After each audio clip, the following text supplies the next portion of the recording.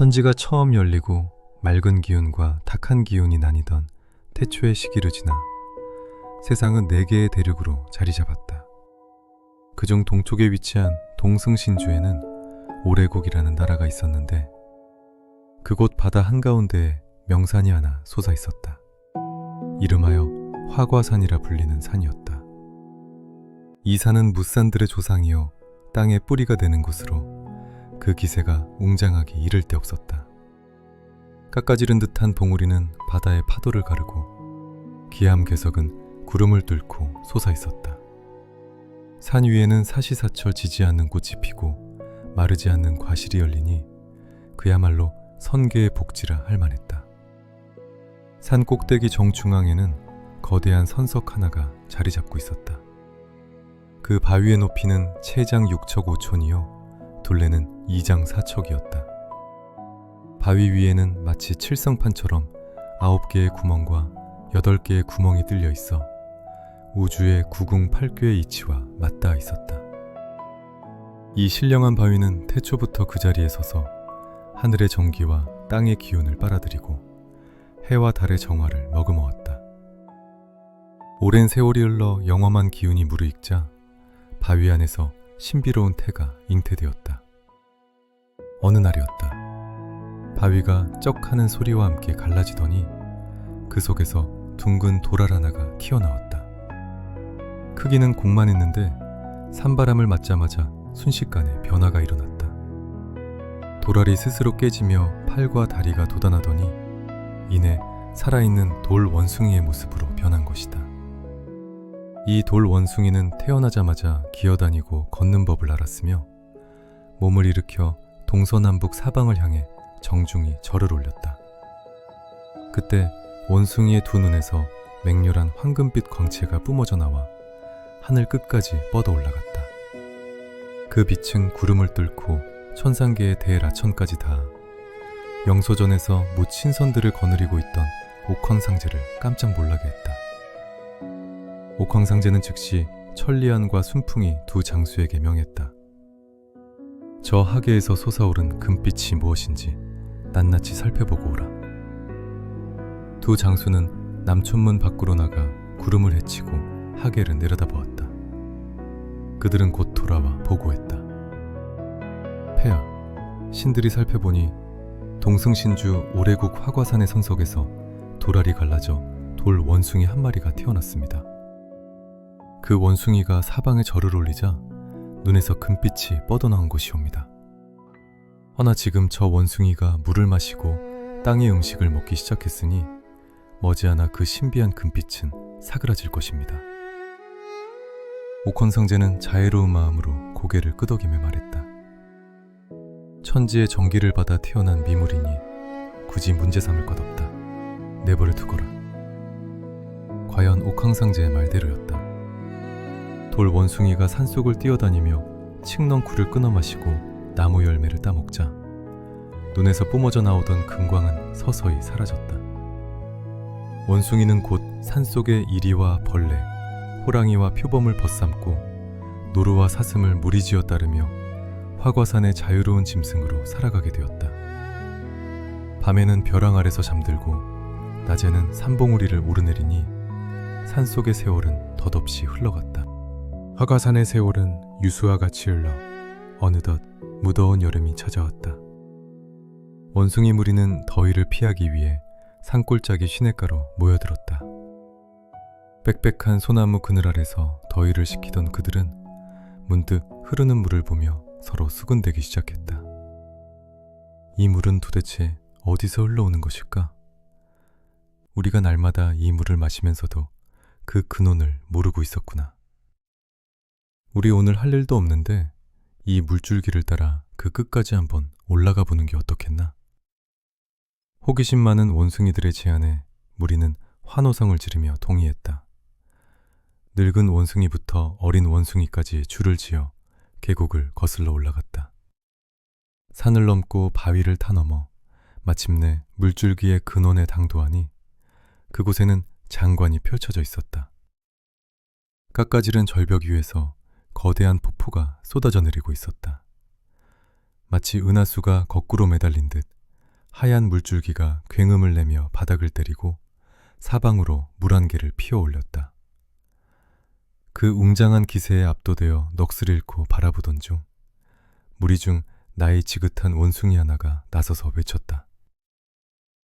참으로 훌륭한 물줄기로다. 누구든지 저 폭포를 뚫고 들어가서 물의 근원을 밝혀내고 다치지 않고 몸성이 돌아오는 자가 있다면 그를 우리의 왕으로 모시는 게 어떻겠는가. 모든 원숭이가 그 말에 동의하여 소리쳤다. 좋소, 그렇게 합시다. 하지만 폭포의 기세가 워낙 맹렬하여 아무도 선뜻 나서지 못하고 서로 눈치만 보고 있었다. 바로 그때 덤불 속에서 돌 원숭이가 튀어나오며 우렁차게 외쳤다. 내가 갔다 오겠소. 내가 갔다 오리다. 돌 원숭이는 주저함이 없었다. 그는 눈을 질끈 감고 몸을 웅크리더니 쏟아지는 물줄기를 향해 힘껏 몸을 날렸다. 야! 단숨에 물막을 뚫고 들어간 돌 원숭이가 눈을 떠보니 놀랍게도 그곳에는 물이 없었다. 폭포는 마치 문에 들이온 발처럼 바깥을 가리고 있을 뿐이었고 안쪽에는 쇠를 만든 다리 하나가 놓여 있었다. 조심스레 쇠다리를 건너가니 넓고 아늑한 동굴이 나타났다. 동굴 안은 마치 누군가 살았던 집처럼 깨끗했다. 돌로 만든 평상과 의자, 그릇과 솥이 잘 정돈되어 있었고 화로에는 불을 피운 흔적까지 남아 있었다. 동굴 한가운데 서 있는 석비에는 이끼 낀 글자가 선명하게 새겨져 있었다. 화과산 복지, 수렴 동동천. 돌 원숭이는 뛸 듯이 기뻐했다. 이곳이야말로 우리 원숭이들이 살기에 안성맞춤이구나. 밖에 비바람도 피할 수 있고 천적의 위협도 없으니 이보다 더 좋은 보금자리가 어디 있겠는가. 그는 다시 몸을 날려 폭포 밖으로 뛰쳐나갔다. 밖에서 초조하게 기다리던 원숭이들이 그를 둘러섰다. 어떻게 되었나? 물 안은 깊은가? 돌 원숭이는 껄껄 웃으며 손짓했다. 얘들아, 운이 튀었다. 저 안은 물속이 아니라 쇠다리가 놓인 동굴이다. 우리가 편히 쉴 수 있는 돌침대와 그릇까지 다 갖춰져 있단 말이다. 자, 꿈을 대지 말고 모두 나를 따라오너라. 돌 원숭이가 앞장서서 다시 폭포 속으로 뛰어들자 담력 있는 원숭이들이 먼저 뛰어들고 겁 많은 원숭이들도 머뭇거리다 하나둘씩 그 뒤를 따랐다. 수렴동 안으로 들어온 원숭이들은 별천지를 만난 듯 기뻐 날뛰었다. 그릇을 차지하려 다투고 돌침대 위에서 뒹굴며 왁자지껄하게 떠들었다. 한바탕 소동이 지나간 뒤 돌 원숭이가 높은 자리에 앉아 엄숙하게 말했다. 너희들은 아까 약속하지 않았느냐? 누구든 이곳을 찾아내어 평안히 살게 해주는 자를 왕으로 모시겠다고 말이다. 내가 너희에게 이처럼 훌륭한 안식처를 찾아주었으니 어찌 나를 왕으로 모시지 않는 것이냐? 그 말에 원숭이들은 일제히 무릎을 꿇고 머리를 조아렸다. 대왕님 말씀이 지당하십니다. 천세를 누리소서 대왕님. 이때부터 돌 원숭이는 돌이라는 글자를 떼어버리고 스스로를 미후왕이라 칭했다. 그는 화과산 수렴동의 주인이 되어 원숭이 무리를 거느리며 아침이면 산을 유람하고 저녁이면 동굴에서 잠드는 평화롭고 행복한 나날을 보내게 되었다. 미후왕이 화과산의 주인이 되어 쾌락을 누린 지도 어언 300여 년이 흘렀다. 어느 날이었다. 여느 때와 다름없이 수렴동에서 큰 잔치를 벌이고 있던 중 즐거워야 할 미후왕이 갑자기 고개를 떨구더니 구슬 같은 눈물을 뚝뚝뚝 흘리기 시작했다. 흥겹게 놀던 원숭이들이 깜짝 놀라 주위로 몰려들었다. 대왕님, 무슨 근심이 있으시기에 이리 슬퍼하십니까? 미후왕이 탄식하며 말했다. 지금은 우리가 이렇게 즐겁게 살고 있지만 문득 앞날을 생각하니 근심이 태산 같구나. 비록 우리가 산속의 짐승으로 자유롭게 산다 한들 늙음을 피할 수 없고 결국에는 염라대왕의 부름을 받아 죽게 되지 않겠느냐. 이 세상에 영원한 것은 없으니 죽고 나면 이 모든 즐거움이 다 무슨 소용이란 말이냐. 그 말을 들은 원숭이들도 모두 숙연해져서 눈물을 글썽했다. 대왕님 말씀이 옳습니다. 우리도 늙고 죽는 것이 두렵습니다. 그때 무리 중에서 통비 원숭이 한 마리가 앞으로 나서며 큰 소리로 말했다. 대왕님께서 그런 원대한 고민을 하시다니 이는 독을 구할 마음이 싹트셨다는 징조입니다. 하지만 너무 슬퍼하지 마십시오. 세상에는 염라대왕의 지배를 받지 않고 영원히 사는 세 부류의 존재가 있습니다. 미우왕의 귀가 번쩍되었다. 그 셋이 누구더냐? 바로 부처와 신선, 그리고 성인입니다. 이들은 3계의 윤회를 벗어나고 오행의 굴레에 얽매이지 않아 하늘과 땅만큼이나 오래도록 산다고 합니다. 그들은 어디에 살고 있느냐? 인간 세상 깊은 산속이나 바다 건너 신비한 동굴에 숨어 살고 있을 것입니다. 미우왕은 즉시 자리에서 벌떡 일어나며 외쳤다. 좋다. 내 당장 내일이라도 길을 떠나 그들을 찾아낼 것이다. 불로장생의 비법을 배워와서 너희들과 함께 영원토록 즐거움을 누리리라. 다음 날 아침 미우왕은 원숭이들이 엮어준 뗏목에 올라탔다. 그는 홀로 거친 바다를 건너 남선부주 세승막에 닿았다. 그곳에서 옷을 훔쳐 입고 사람 흉내를 내며 파동 동안이나 세상을 떠돌았다. 인간들의 말과 예절을 배웠으나 그곳 사람들은 명예와 이익만을 좇을 뿐 영생에 관심 있는 이는 아무도 없었다. 미우왕은 다시 바다를 건너 서우 이주로 향했다. 한참을 헤매다 울창한 숲속에서 나무꾼이 부르는 노랫소리를 듣게 되었는데 그 가사가 예사롭지 않았다. 신선은 어디 계신가? 구름 깊은 곳에 집이 있네. 미우왕이 급히 나무꾼을 붙잡고 물으니 나무꾼은 손가락으로 높은 산을 가리켰다. 이 산은 영대방촌산이라 하오. 산속에 4월 삼성동이라는 동굴이 있는데 그곳에 수보리조사라는 위대한 신선이 제자들을 가르치고 계시지. 미우왕은 기뻐하며 산을 올랐다. 산새는 험준하고 기운은 맑았다. 마침내 동굴 앞에 당도하니 문은 굳게 닫혀 있었으나 적막함 속에 신비로운 기운이 감돌고 있었다. 감히 문을 두드리지 못하고 소나무 위에 올라가 솔방울을 까먹으며 기다렸다. 얼마 후 동굴 문이 스르르 열리며 선동 하나가 나왔다. 동자는 미우왕을 보자마자 물었다. 스승님께서 밖에서 돌을 배우러 온 자가 있느냐 하고 물으시더니 너를 두고 하신 말씀이구나. 미우왕은 나무에서 뛰어내려와 황급히 절을 했다. 그렇습니다. 제가 바로 돌을 배우러 온 사람입니다. 미우왕은 동자를 따라 동굴 깊은 곳으로 들어갔다. 그곳에는 옥으로 된 단상 위에 보리조사가 단정히 앉아 있었고 양옆으로 30명의 제자가 시립해 있었다. 미우왕은 넙죽 엎드려 머리를 조아렸다. 스승님, 제자로 받아주십시오. 죽음을 피하는 법을 배우러 왔습니다. 보리조사가 물었다. 너는 어디 사는 누구이며 성은 무엇이냐? 저는 동승신주 화과산 수렴동에서 왔습니다. 부모는 없고 바위에서 태어났기에 성도 이름도 없습니다. 보리조사는 그가 천지의 기운으로 태어난 영물임을 알아채고 미소를 지었다. 원숭이 모습이니 호자에서 짐승변을 떼고 달월을 붙여 손을 성으로 삼고라. 공을 깨닫는다는 뜻이다. 이제부터 너는 손오공이다. 미호왕, 아니 손오공은 뛸 듯이 기뻐하며 4번 절하고 감사를 올렸다. 좋습니다. 참으로 좋습니다. 오늘부터 내 이름은 손오공입니다.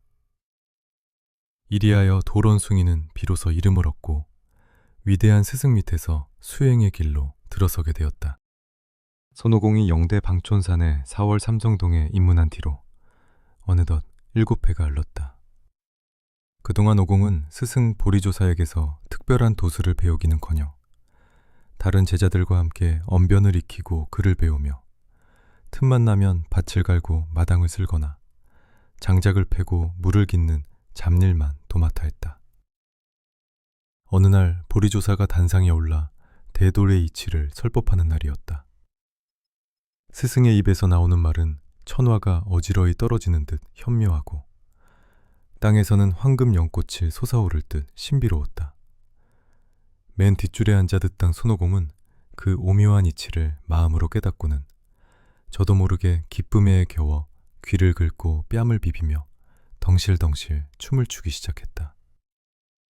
보리조사가 설법을 멈추고 꾸짖었다. 오공아, 너는 어찌 얌전히 앉아있지 않고 미친 듯 춤을 추느냐? 스승님의 말씀이 너무나 지당하고 깊어 저도 모르게 흥이 났습니다. 부디 용서해 주십시오. 보리조사는 손오공의 기색을 살피더니 물었다. 네가 산에 들어온 지 꽤 되었구나. 너는 어떤 도를 배우기를 원하느냐? 스승님께서 가르쳐 주시는 것이라면 무엇이든 배우겠습니다. 그럼 술자 문중에 있는 점술이나 풍술을 배우겠느냐? 그것을 배우면 늙어 죽지 않고 영생할 수 있습니까? 안 된다. 그럼 안 배우겠습니다. 그럼 유자문중의 경전읽기나 제자백가의 사상을 배우겠느냐? 그것도 장생불사가 됩니까? 벽돌을 갈아 거울을 만드는 격이니 어림도 없지. 그럼 그것도 안 배울랍니다. 그럼 정자문중의 사선이나 단식법은 어떠냐? 그것들은 영생할 수 있습니까? 물속에 비친 달을 건지려는 격이다. 결국은 헛된 일이지. 손오공은 펄쩍 뛰며 소리쳤다. 안 배워요, 안 배워.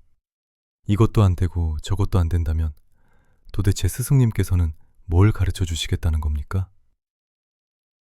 보리조사는 화가 난 듯 단상에서 뛰어내려와 손오공에게 다가갔다. 이 건방진 원숭이놈.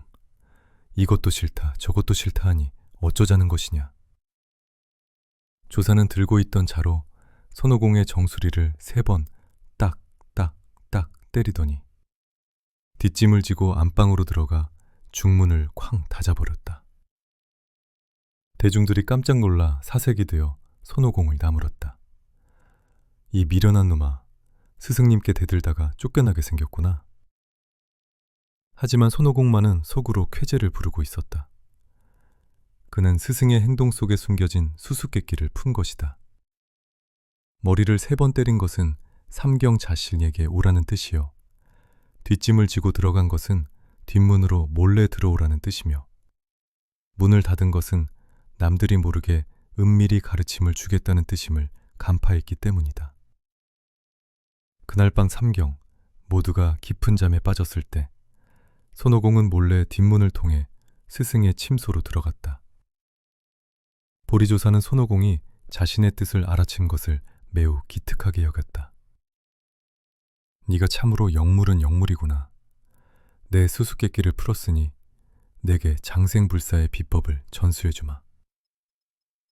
그날부터 손오공은 남모르게 수행하여 정기신을 다스리는 법을 익혔다. 그러던 어느 날 조사가 말했다. 도를 얻어 불로장생하게 되면 필시 하늘이 시기하여 3가지 재앙이 닥치게 된다. 이를 피하려면 변화수를 익혀야 한다. 청강수 36가지 변신을 배우겠느냐? 아니면 지살수 72가지 변신을 배우겠느냐? 더 많은 것을 배우고 싶습니다. 지살수 72가지 변신을 가르쳐 주십시오. 손오공은 타고난 재능으로 72가지 변신수를 금세 터득했다. 또한 구름을 타고 하늘을 나는 법을 배웠는데 손오공이 제주넘기를 하듯 공중을 휙 돌자 주사가 웃으며 말했다. 너의 구름 타는 법은 다른 신선들과 다르구나. 내게 근두운을 전수해주마. 제주넘기 한 번에 10만 8천 리를 날아갈 수 있을 것이다. 이제 손오공은 천하에 두려울 것이 없는 존재가 되었다. 어느 여름날 오후였다. 제자들이 소나무 그늘 아래 모여 쉬고 있을 때 누군가 손오공을 부추겼다. 오공아, 스승님께 배운 변신술이 얼마나 대단한지 우리에게 한번 보여다오. 손오공은 우쭐해져서 주문을 외우더니 순식간에 한 그루의 소나무로 변했다. 잎은 푸르고 가지는 울창하니 영락없는 소나무였다. 제자들이 손뼉을 치며 와 하고 환호성을 질렀다. 그 시끄러운 소리에 보리조사가 지팡이를 짚고 밖으로 나왔다. 무엇이 그리 소란스러운 것이냐. 손오공은 깜짝 놀라 황급히 본 모습으로 돌아왔으나 조사의 표정은 싸늘하게 굳어 있었다. 오공아, 내가 도수를 함부로 뽐내지 말라 하지 않았더냐? 재주를 남에게 자랑하면 반드시 시기와 질투를 부르고 결국 화를 입게 되는 법이다. 스승님, 잘못했습니다. 한 번만 용서해 주십시오. 용서할 수 없다. 너는 이제 이곳을 떠나거라. 네가 온 곳으로 돌아가라. 손오공은 눈물을 흘리며 애원했으나 조사의 결심은 확고했다. 보리조사는 떠나는 손오공의 등에 대고 무시무시한 경고를 남겼다. 너는 성질이 사나우니 필시 훗날 큰 사고를 칠 것이다. 그러니 절대로 어디 가서 내 제자라고 말하지 마라. 만약 내 이름을 입 밖으로 낸다면 나는 즉시 그 사실을 알고 내 가죽을 벗기고 뼈를 갈아 영혼까지 구천에 가두어 영원히 환생하지 못하게 할 것이다. 손오공은 결코 입 밖에 내지 않겠습니다.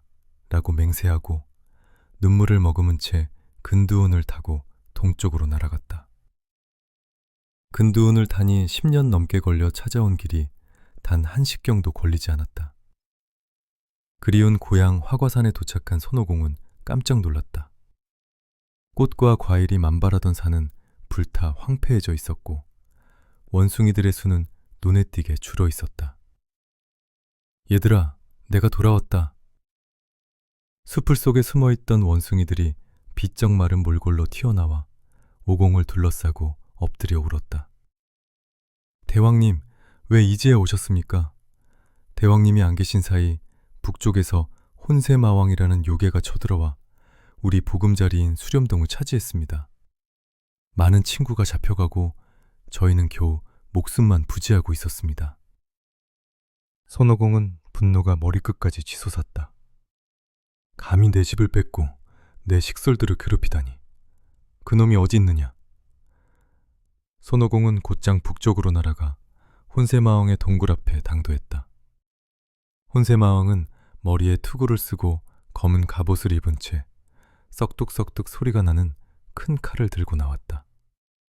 그는 키가 작은 원숭이인 손오공을 보고 비웃었다. 키는 넉자도 안 되고 나이도 어려 보이는 놈이 무기도 없이 덤비느냐? 손오공은 맨주먹을 불끈 쥐며 소리쳤다. 이 덩치만 큰 멍청한 놈아. 내 키는 작지만 하늘을 찌를 수 있고 무기는 없지만 내 주먹이 바로 쇠망치다.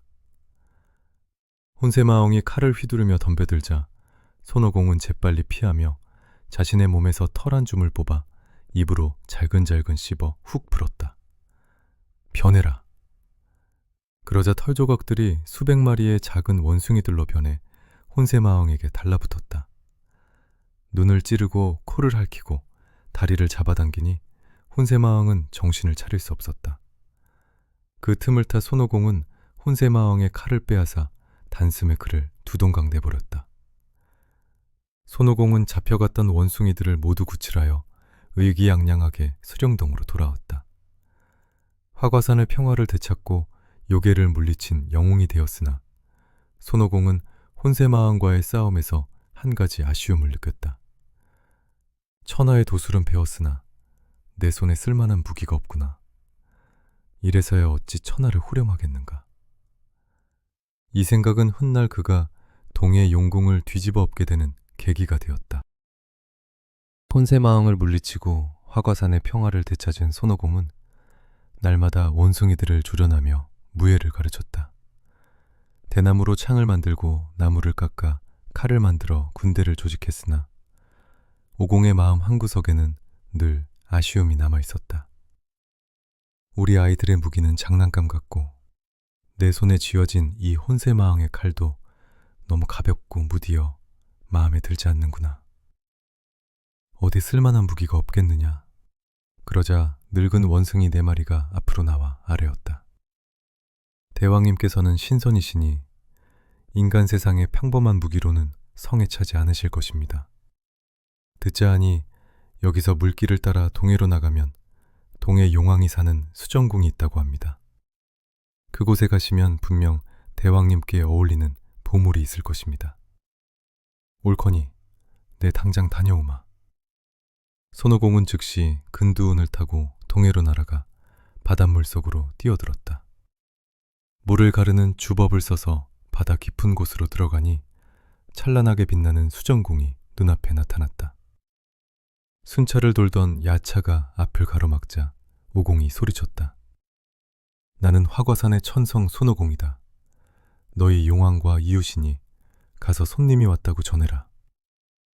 동해 용왕 오광이 소식을 듣고 황급히 나와 손오공을 맞이했다.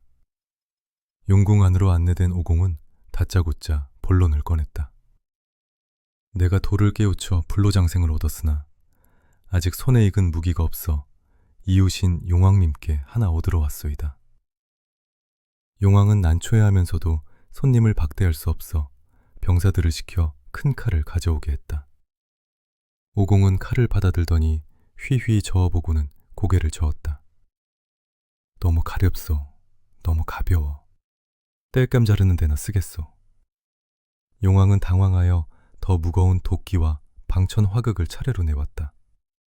그중 방천화극은 무게가 7,200근이나 나가는 엄청난 무기였다.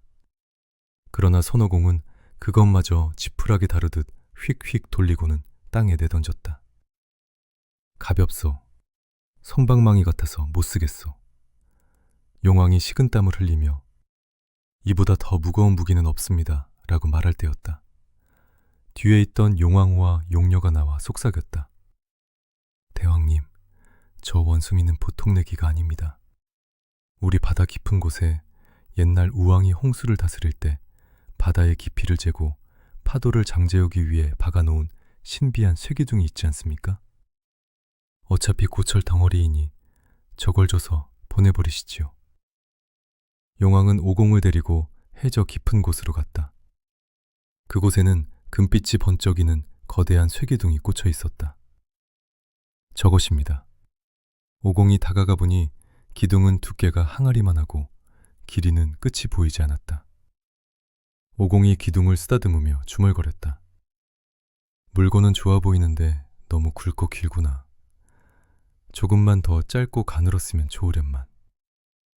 그 말이 떨어지기가 무섭게 기둥이 스르르 줄어들었다. 오공은 깜짝 놀라며 외쳤다. 더 작게! 더 작게! 기둥은 오공의 말대로 정정 줄어들어 손에 딱 맞는 크기의 세막대가 되었다. 양쪽 끝에는 금태가 둘러져 있고 가운데에는 여의금고봉이라는 글자와 함께 무게 23,500근이라는 글귀가 새겨져 있었다. 이것이 바로 천하의 보물 여의봉이었다. 오공은 여의봉을 휘두르며 기뻐 날뛰었다. 그가 여의봉을 휘저으니 바닷물이 뒤집히고 용궁이 지진난 듯 흔들렸다. 용왕과 신하들은 공포에 질려 바들바들 떨었다.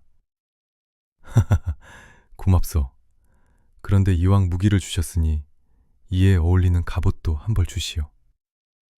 갑옷은 정말 없습니다. 없다면 이 여의봉 맛을 좀 보시겠소? 오공이 으름장을 놓자 겁에 질린 동해 용왕은 진과 북을 올려 형제들인 남해, 서해, 북해의 용왕들을 긴급히 소집했다. 불려온 새 용왕은 상황을 듣고 분통을 터뜨렸으나 오공의 신통력이 두려워 각자 가지고 있던 보물을 내놓았다.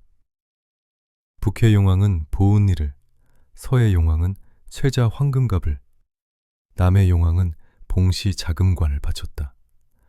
머리부터 발끝까지 황금빛으로 치장하고 여의봉까지 든 손오공은 의기양양하게 용궁을 나섰다.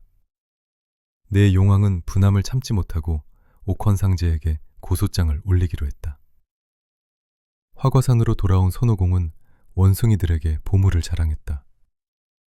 자, 보아라. 오공이 커져라 하고 외치자 여의봉은 순식간에 하늘을 뚫을 듯 거대해졌고 작아져라 하고 외치자 바늘만해져서 귓속에 쏙 들어갔다. 원숭이들은 넋을 잃고 환호했다. 그날 밤 기분이 좋아진 오공은 술을 잔뜩 마시고 소나무 아래서 잠이 들었다. 꿈결에 험상궂게 생긴 두 저승사자가 나타나더니 오공의 목에 밧줄을 걸고 끌고 가는 것이 아닌가. 이놈, 내 수명이 다했으니 저승으로 가자. 오공은 술김에 비틀거리며 끌려가다가 큰 성 앞에 당도했다. 성문 위에는 유명계라는 현판이 붙어 있었다. 그제야 정신이 번쩍 든 오공이 소리쳤다. 여기는 염라대왕이 사는 저승이 아니냐? 나는 돌을 깨쳐 오옗을 벗어났는데 왜 나를 잡아오느냐? 너의 수명이 다했으니 잡아오는 것이 당연하다. 오공은 분노하여 귓속에서 여의봉을 꺼냈다. 이 괘씸한 놈들이. 단숨에 밧줄을 끊고 여의봉을 휘둘러 두 저승사자를 곤죽으로 만들어버렸다. 오공은 여의봉을 들고 저승으로 쳐들어가 나찰과 귀신들을 때려눕히며 소리쳤다. 염라대왕, 나오너라. 겁에 질린 10대 명왕 모두 뛰쳐나와 무릎을 꿇었다. 상선이시여, 노여움은 아마 동령이인을 잘못 잡아온 착오가 있었나 봅니다. 말도 안 되는 소리. 어서 생사부를 가져오너라. 오공은 판관을 위협하여 전 세계 생명체의 수명이 적힌 장부를 가져오게 했다. 장부를 훑어보니 원숭이 항목 아래에 천돌 원숭이 수명 342세 선종이라고 적혀 있었다. 내 나이가 340둘이라니 나는 이런 것 따윈 인정 못한다. 오공은 붓을 들어 먹물을 듬뿍 찍더니 자신의 이름은 물론이고 장부에 적힌 원숭이 종류란 종류는 모조리 먹칠을 하여 지워버렸다. 자, 이제 우리 원숭이들은 죽음과 상관없다. 너희들 맘대로는 못할 것이다. 오공이 장부를 집어던지고 호탕하게 웃으며 저승문을 나서려던 찰나 발이 허공에 헛디뎌지며 잠에서 깼다. 어라? 눈을 뜨니 화과산 소나무 아래였다. 꿈이었나 싶었으나 몸에는 기이한 활력이 넘쳤다. 오공이 늙은 원숭이들에게 이 이야기를 해주니 모두가 만세를 불렀다. 대왕님 덕분에 이제 우리 원숭이들은 영원히 죽지 않게 되었습니다.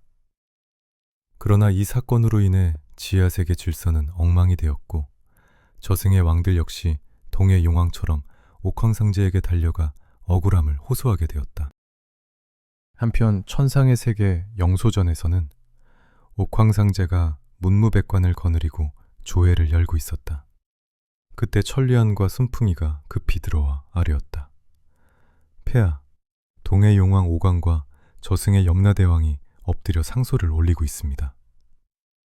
옥황상제가 상소를 받아 읽어보니 내용인즉슨 화과산의 요괴 원숭이 선호공이 용궁의 보물을 강탈하고 저승의 생사부를 멋대로 뜯어고쳐 질서를 어지럽혔으니 천군을 보내어 그를 토벌해달라는 것이었다.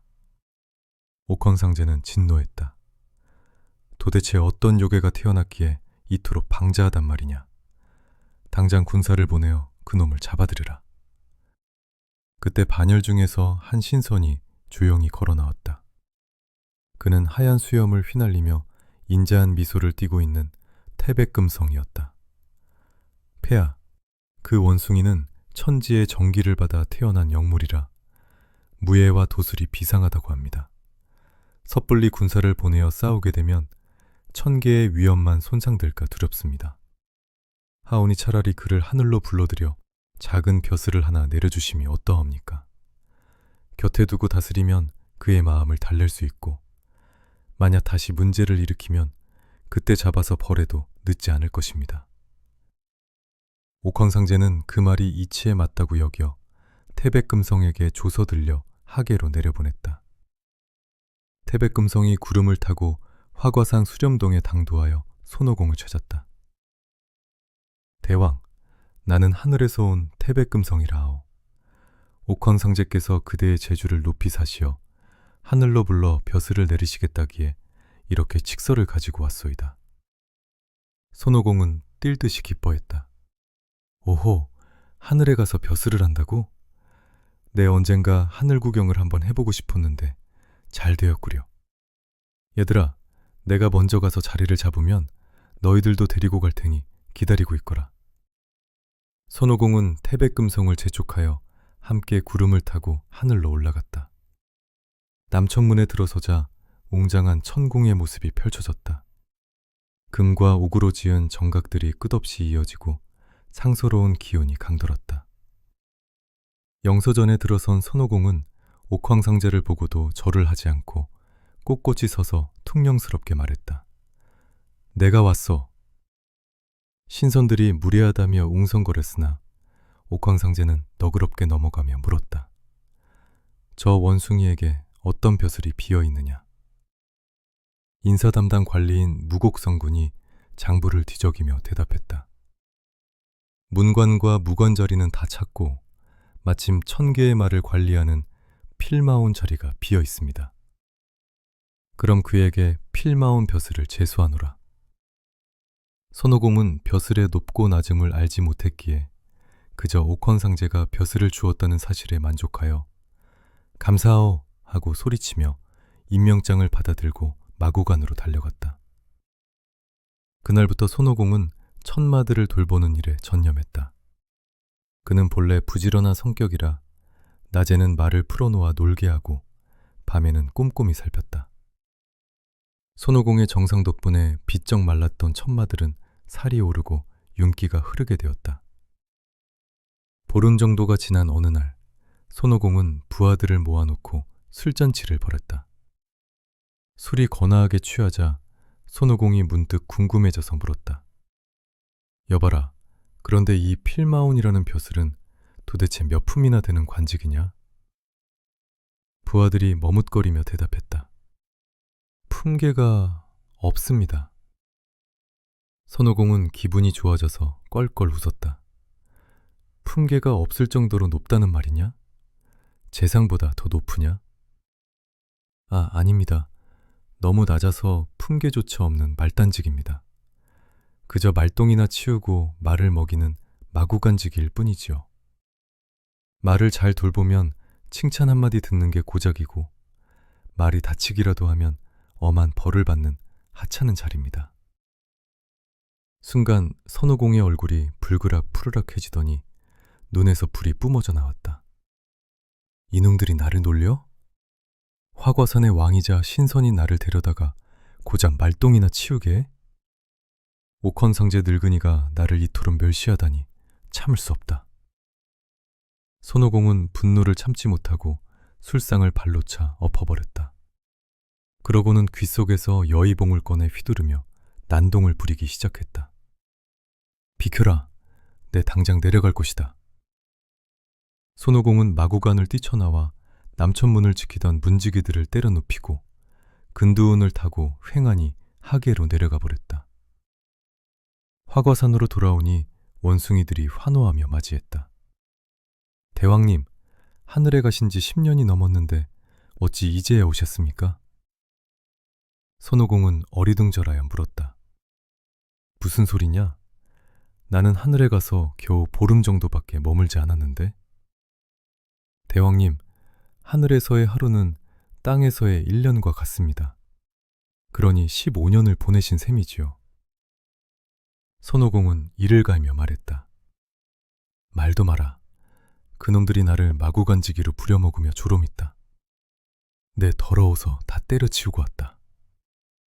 그때 화과산에 놀러왔던 외눈박이 도깨비 왕이 손오공에게 아부하며 말했다. 대왕님 같은 신통력을 가지신 분이 어찌 남의 밑에 있겠습니까? 차라리 깃발을 하나 만들어 걸고 스스로 왕이라 칭하시는 게 어떻겠습니까? 하늘과 똑같이 높다는 뜻으로 제천대성이라 하심이 어떠할는지요? 제천대성? 하늘과 나란히 하는 큰 성이니라? 그거 듣기 좋구나. 아주 마음에 들어. 손오공은 즉시 명령을 내려 거대한 깃발을 만들게 했다. 깃발에는 제천대성이라는 4글자가 큼지막하게 쓰여 있었고 이를 화과산 가장 높은 곳에 꽂았다. 한편 옥헌상제는 손오공이 벼슬을 버리고 난동을 부리며 도망쳤다는 보고를 받고 대노했다. 저 원숭이 놈이 은혜를 모르고 감히 반역을 꾀하다니. 탁탑 천왕 이정과 삼태자 나타르는 그를 군사를 이끌고 내려가 저 요괴를 당장 잡아오라. 탁탑 천왕 이정은 거령신을 선봉장으로 삼고 화과산으로 쳐들어갔다. 거령신이 거대한 도끼를 휘두르며 소리쳤다. 필마온 손오공은 나와서 항복하라. 손오공은 여의봉은 어깨에 메고 비웃으며 나왔다. 어디서 굴러먹던 놈이 내 이름을 함부로 부르느냐. 저 깃발이 보이지 않느냐. 나를 제천대성이라 부른다면 목숨만은 살려주마. 거령신이 코웃음을 치며 도끼를 내리찍었으나 손오공은 여의봉을 가렵게 휘둘러 도끼자루를 부러뜨리고 거령신을 단숨에 패퇴시켰다. 그러자 이번에는 이정의 셋째 아들 삼태자 나타가 나섰다. 나타는 머리 셋, 팔 6개로 변신하여 6가지 무기를 들고 덤벼들었다. 이 요괴놈, 내 칼을 받아라. 손오공도 지지 않고 머리 셋, 팔 6으로 변신하여 맞서 싸웠다. 두 사람의 싸움은 하늘과 땅을 뒤흔들었으나 결국 손오공이 분신술을 써서 나타의 등 뒤를 기습하여 여의봉으로 내리치니 나타는 비명을 지르며 패하여 도망쳤다. 1000개의 군대는 손오공의 신통력을 당해내지 못하고 하늘로 퇴각했다. 탁탑천왕 이정이 옥헌상제에게 보고했다. 폐하, 그 요괴의 신통력이 너무나 뛰어나 힘으로 제압하기 어렵습니다. 게다가 스스로를 제천대성이라 칭하며 그 벼슬을 인정해주지 않으면 하늘 끝까지 쳐들어오겠다고 합니다. 옥헌상제가 고민에 빠지자 다시 태백금성이 나섰다. 폐하, 그 원숭이는 칭찬을 좋아하고 욕심이 많습니다. 제천대성이라는 이름은 거창하나 실권은 없는 허직입니다. 그저 이름뿐인 벼슬을 내려주고 복숭아밭이나 지키게 하면 그가 만족하여 더 이상 날뛰지 않을 것입니다. 군사를 움직여 백성을 다치게 하는 것보다 낫지 않겠습니까? 옥헌상제는 한숨을 쉬며 허락했다. 좋다. 이번 한 번만 더 참아주겠다. 그에게 제천대성이라는 벼슬을 내리노라. 이리하여 손오공은 다시 하늘의 부름을 받게 되었다. 그는 자신이 원하던 최고의 칭호를 얻게 되었다는 생각에 의기양양하여 이번에는 얌전한 척하며 두 번째로 천궁우를 행했다. 하지만 이것이 더 큰 재앙의 불씨가 될 줄은 꿈에도 알지 못했다. 옥헌상제는 손오공에게 제천대성이라는 거창한 관직을 내리고 반도원 우측에 제천대성부라는 관청까지 지어주었다. 또한 2명의 관리와 안수, 영수라는 부관을 붙여주어 그를 보좌하게 했다.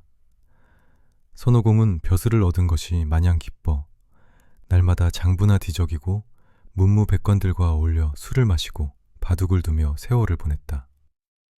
그는 동쪽으로 서쪽으로 구름을 타고 돌아다니며 만나지 않는 사람이 없으니 1000개의 모든 신성과 형님 동생하는 사이가 되었다.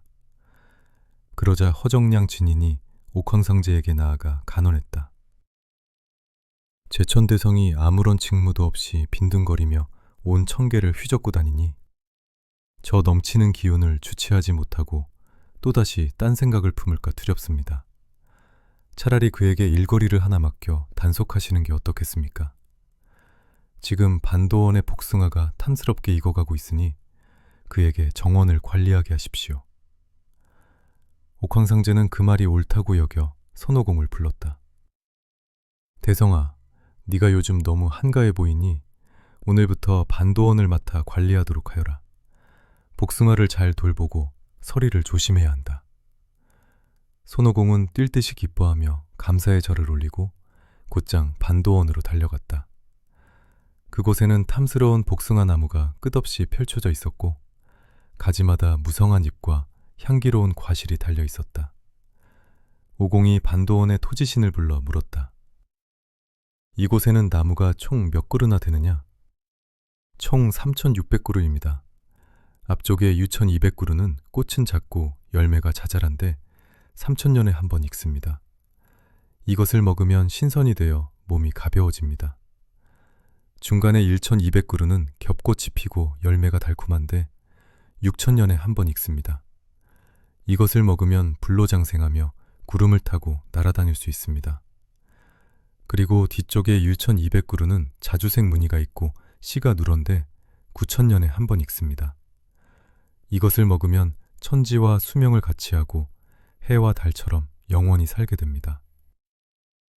그 말을 들은 손오공은 입에 침이 가득 고였다. 그는 겉으로는 점잖게 고개를 끄덕였으나 속으로는 이미 흑심을 품고 있었다. 그날부터 오공은 틈만 나면 반도원을 순찰한다는 핑계로 들어와 부하들을 문 밖으로 물러가게 한 뒤 나무 위로 기어 올라갔다. 그는 가장 크고 잘 익은 9,000년짜리 복숭아만을 골라 배가 터지도록 먹어치웠다. 배가 부르면 나뭇가지 사이에서 늘어지게 낮잠을 잤고 깨어나면 또다시 복숭아를 따먹으며 며칠을 보냈다. 어느 날 아침 왕모낭낭이 반도 대회를 열기 위해 7 선녀를 보내 복숭아를 따오게 했다. 선녀들이 바구니를 들고 정원에 들어와 보니 앞쪽과 중간 나무에는 잘 익은 복숭아가 거의 없고 덜 익은 푸른 것들만 남아 있었다. 관리인들이 말했다. 제천 대성께서 하도 맛을 보시는 통에 남은 게 별로 없습니다. 선녀들은 어쩔 수 없이 뒤쪽 정원까지 들어갔다. 그런데 뒤쪽 나무에는 더욱 기가 막히게도 붉게 익은 복숭아는 하나도 없고 딱 한 개가 나뭇가지 끝에 매달려 있었다. 청의 선녀가 그 가지를 잡아당겨 복숭아를 따르는 순간 하필 그 나뭇가지 위에서 낮잠을 자고 있던 선오공이 화들짝 놀라 깨어났다. 단잠을 방해받은 오공은 귓속에서 여의봉을 꺼내 들고 소리쳤다. 어떤 요괴농들이 감히 내 허락도 없이 복숭아를 훔치려 하느냐. 선녀들은 소스라치게 놀라 바닥에 무릎을 꿇었다. 대성님, 노여움을 푸세요. 저희는 요괴가 아니라 왕모낭낭의 명을 받들어 잔치에 쓸 복숭아를 따라온 7 선녀입니다. 대성님이 계신 줄 모르고 신뢰를 범했습니다. 손오공은 잔치라는 말에 귀가 솔깃해져서 화를 가라앉히고 물었다. 잔치라고? 왕모낭낭께서 여시는 연애 말이냐? 그럼 누가 초대되었는지 어디 한번 읊어보거라. 선녀들이 초대 명단을 줄줄이 읊었다. 서천의 부처님, 남해의 관음보살, 각지의 신선들과 사방의 대제들, 그리고 오방오로와 삼팔동 신선들이 오십니다. 한참을 들어도 자신의 이름이 나오지 않자 손오공이 조바심을 내며 물었다. 나 제천대성 손오공의 이름은 왜 부르지 않느냐? 이게 전부입니다. 대성님의 이름은 명단에 없습니다. 손오공은 머리끝까지 화가 치밀어 올랐다. 이놈들이 나를 이토록 무시하다니. 내가 제천대성인데 나를 빼놓고 잔치를 벌여? 좋다. 내가 직접 가서 따져보리라. 손오공은 주문을 외워 정 하고 소리쳤다. 그러자 7 선녀는 마법에 걸려 손가락 하나 까딱하지 못하고 그 자리에 나무 토막처럼 굳어버렸다. 선녀들을 묶어둔 손오공은 구름을 타고 곧장 잔치가 열리는 요지로 날아갔다. 도착해보니 아직 손님들은 오지 않았고 상 위에는 산의 진미인 용의 간과 봉황의 골수요리가 가득 차려져 있었으며 향기로운 술독에서는 술냄새가 진동하고 있었다. 술냄새를 맡은 오공은 침을 꿀꺽 삼켰다. 따지는 건 나중 일이다. 일단 저 술부터 맛보자. 그는 털을 몇 가닥 뽑아 입으로 씹어 훅 불었다. 털들은 순식간에 잠벌레로 변해 술을 지키던 역사들의 콧구멍 속으로 파고들었다. 역사들이 비틀거리며 코를 골고 잠이 들자 손오공은 요지연을 독차지하게 되었다. 그는 닥치는 대로 진수성찬을 집어먹고 술독을 기울여 벌컥벌컥 들이켰다. 맛 좋구나. 하늘의 술맛이 과연 일품이야. 한참을 먹고 마시니 취기가 머리끝까지 올랐다. 비틀거리며 춤을 추던 손오공은 문득 정신이 들며 겁이 났다. 아이고, 내가 너무 큰 사고를 쳤구나. 복숭아를 훔쳐먹은 것도 모자라 잔치판을 엎어놨으니 옥황상제가 알면 내 뼈도 못 추릴 것이다. 일단 집으로 도망가서 술이나 깨는 게 상책이다.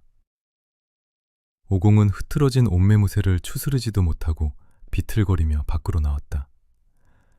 술에 취해 길을 잃은 그는 제천 대성부가 아니라 태상노군이 사는 도솔천 앞에 당도했다. 어라? 내가 왜 여기로 왔지? 기왕 온 김에 태상노군 영감이나 만나볼까? 안으로 들어가 보니 아무도 없었다. 태상노군과 제자들은 연등불에 강의를 들으러 가고 담방의 화로에는 불만 활활 타오르고 있었다. 방 안을 둘러보던 손오공의 눈에 호리병 5개가 보였다. 그 안에는 태상노군이 수천 년간 심혈을 기울여 만든 구전 금단이 가득 들어 있었다. 이는 신선들도 한 알 얻어먹기 힘든, 먹으면 대라천 신선이 된다는 최고의 보약이었다. 오호라, 이것이 바로 그 유명한 금단이구나. 복숭아도 먹었겠다. 이것까지 먹으면 금상첨화겠지.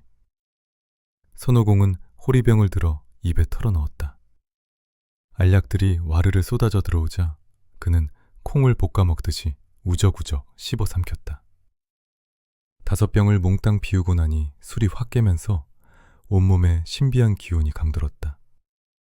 하지만 정신이 들자 사태의 심각성이 뼈저리게 느껴졌다. 큰일 났다. 반도 대회를 망치고 귀한 술과 안주를 훔쳐먹은 것도 모자라 태상노군의 금단까지 모조리 먹어치웠으니 잡히면 정말 끝장이다. 서둘러 하계로 튀는 것만이 살 길이다. 손오공은 은신술을 써서 천공을 빠져나온 뒤 서천문을 뚫고 하계로 쏜살같이 내려왔다. 화과산 수렴동에 도착하니 부하 원숭이들이 깃발을 흔들며 환호했다. 대왕님, 이번에는 정말 오래 계셨습니다. 100년이 넘도록 소식이 없으셔서 걱정했습니다. 하늘에서는 겨우 반년 정도 지난 것 같은데 벌써 100년이 흘렀구나. 얘들아, 내가 하늘에서 큰 사고를 치고 도망왔다. 그런데 막상 와보니 너희들 생각이 나는구나. 하늘의 술맛이 기가 막히던데 빈손으로 온 것이 아쉽구나. 네, 얼른 가서 좀 훔쳐오마. 배포 큰 손오공은 겁도 없이 다시 구름을 타고 올라가 아직도 잠들어 있는 역사들 틈에서 슬 2독을 겨드랑이에 끼고 내려왔다. 화과산의 원숭이들과 요괴들은 둘러앉아 훔쳐온 하늘의 술 나눠 마시며 흥청망청 잔치를 벌였다. 마셔라, 부어라. 오늘을 즐기자. 내일 벼락이 떨어지더라도 오늘은 즐거울 것이다. 손오공과 부하들이 거나하게 취해 노래 부르고 춤추는 동안 천계에서는 난리가 났다. 마법에서 풀린 7 선녀가 울면서 돌아와 손오공의 행패를 고하고 태상노군이 텅 빈 호리병을 들고 옥황상제에게 달려왔으며 술과 음식을 담당하는 관리들이 줄지어 들어와 제천대성이 모든 것을 훔쳐먹고 달아났습니다. 라고 보고했다. 이 모든 사실을 접한 옥황상제는 분노로 몸을 떨며 오간을 찌푸렸다. 저 원수미 놈의 털 하나도 남기지 말고 모조리 뽑아버리겠다. 1000개의 10만 대군을 소집하라. 이번엔 결코 용서하지 않으리라. 바야흐로 천계와 화과산 사이에 피할 수 없는 대전쟁이 눈앞으로 다가오고 있었다. 옥황상제의 진노는 하늘을 뒤흔들었다. 그는 즉시 탁탑천왕이정을 대원수로, 삼태자 나타를 선봉장으로 삼고 4대 천왕과 28수, 구효성과 12원신 등 1000개의 별과 신장들을 총동원하여 10만 천군을 소집했다. 그물을 쳐라. 하늘과 땅 사이에 틈새 하나 남기지 말고 화과산을 포위하라. 천라지망이 펼쳐졌다. 화과산의 하늘은 천군과 전차들로 뒤덮여 캄캄해졌고 땅에는 깃발이 바다를 이루었다. 그러나 술이 깬 제천대성 손오공은 여의봉을 휘두르며 춤추듯 날아올라 그들을 단숨에 패퇴시켰다. 손오공의 신출기몰한 무예 앞에 1000개의 장수들은 추풍 낙엽처럼 떨어졌고 탁탑천왕 이정은 깊은 근심에 빠졌다.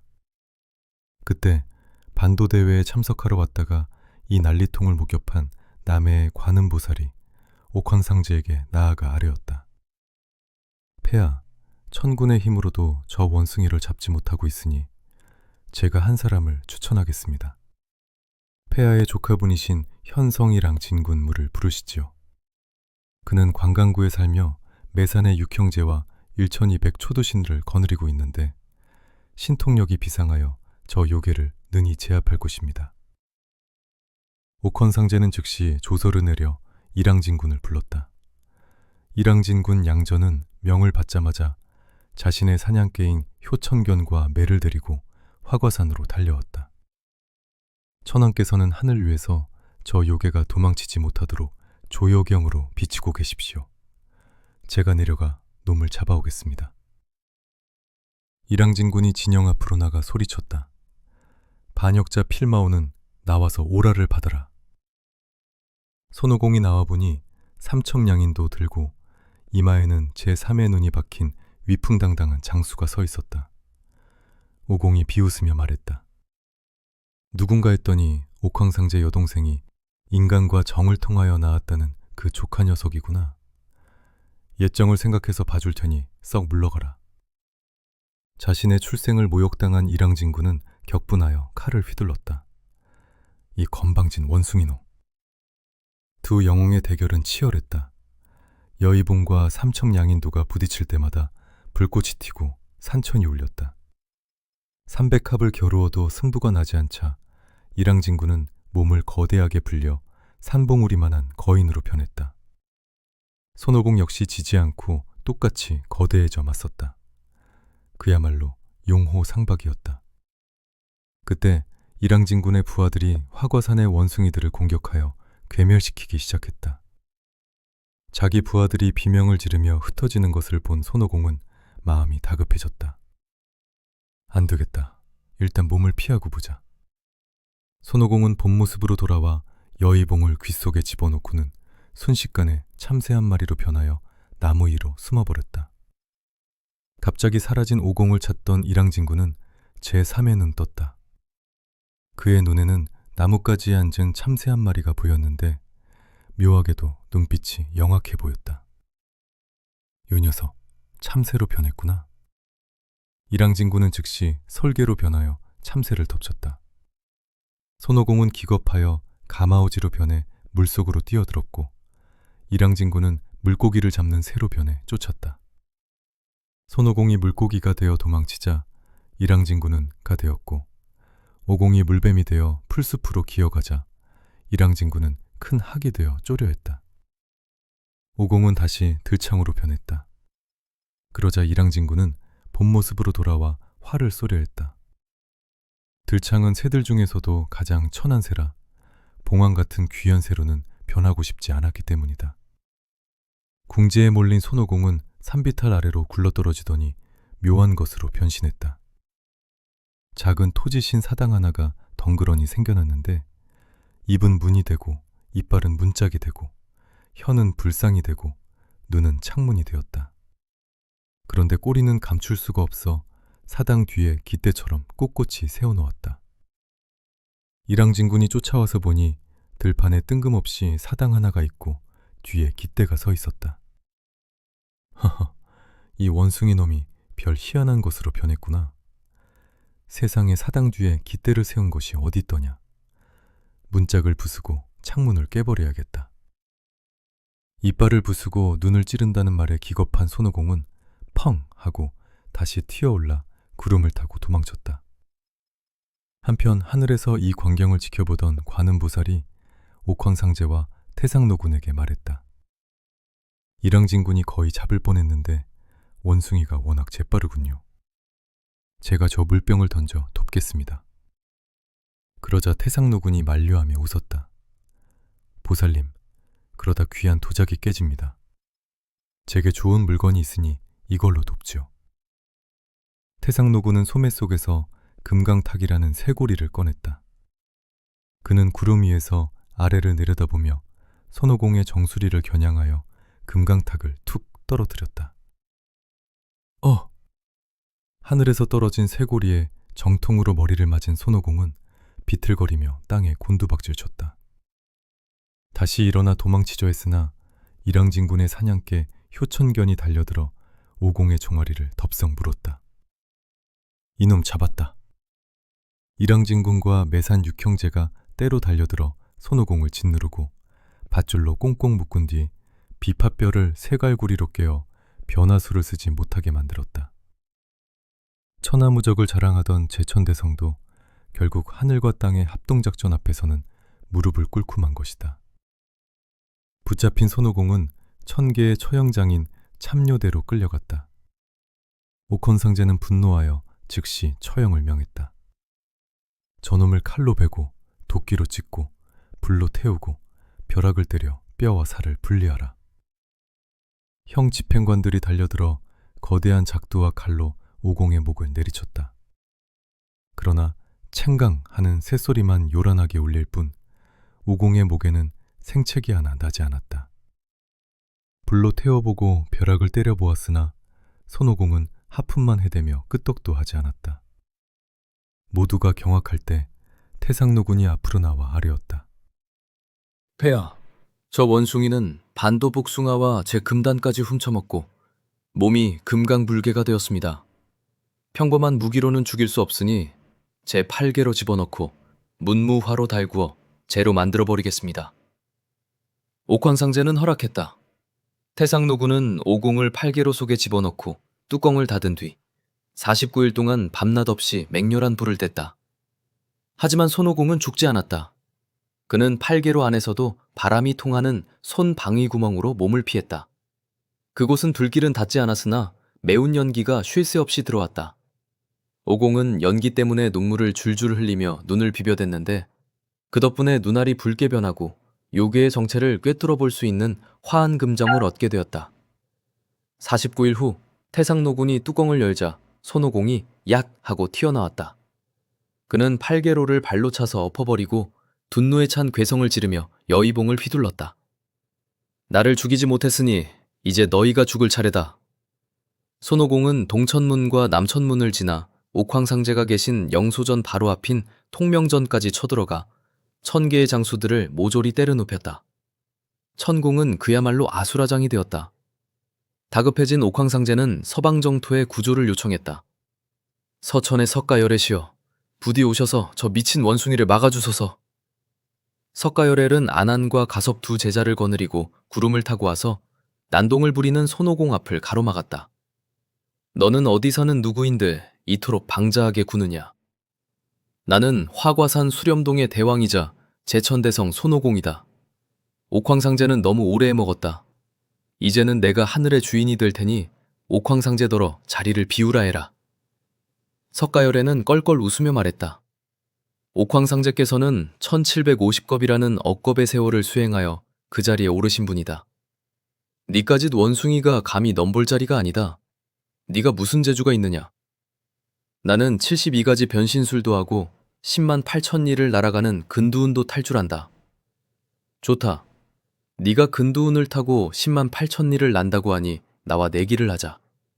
네가 내 오른쪽 손바닥 위에서 뛰쳐나갈 수 있다면 내가 옥황상제께 말씀드려 하늘을 너에게 양보하겠다. 하지만 못 나간다면 너는 하계로 내려가 수행이나 더 해야 할 것이다. 손오공은 속으로 늙은이가 망령이 들었군 하고 비웃으며 부처님의 손바닥 위로 뛰어올랐다. 간다! 오공은 근두운을 타고 번개처럼 날아갔다. 눈 깜짝할 사이에 10만 8천 리를 날아 세상의 끝에 닿으니 거대한 5개의 붉은 기둥이 하늘을 떠받치고 있었다. 여기가 하늘의 끝이구나. 증거를 남겨야지. 오공은 털을 뽑아 붓으로 만든 뒤 가운데 기둥에 제천대성 이곳에 다녀가다라고 쓰고 기둥 아래에 시원하게 오줌을 한바탕 갈겨놓고는 의기양양하게 돌아왔다. 자, 다녀왔소. 약속대로 옥황상제 자리를 내놓으시오. 석가열애가 혀를 차며 꾸짖었다. 이 오줌 싸게 원숭이 놈, 내 손가락을 한번 보거라. 오공이 내려다보니 부처님의 가운데 손가락에 자신이 쓴 글씨가 그대로 있고 손가락 틈에서는 지린내가 진동을 했다. 오공이 세상 끝이라 여겼던 5기둥은 실은 부처님의 5손가락이었던 것이다. 이럴 수가. 이건 환술이다. 나는 인정 못한다. 손오공이 놀라 도망치려 하자 석가열애는 손바닥을 뒤집어 오공을 밖으로 밀쳐냈다. 부처님의 5손가락은 곧 금, 목, 수, 화, 토의 오행서로 변하여 공중에서 떨어지는 손오공을 짓눌렀다. 오공은 산 밑에 깔려 꼼짝달싹 못하게 되었다. 그가 안간힘을 써서 산을 들썩이자 석가열애는 옴마니 밤매훔이라는 6글자가 적힌 부적을 꺼내 산 꼭대기에 붙이게 했다.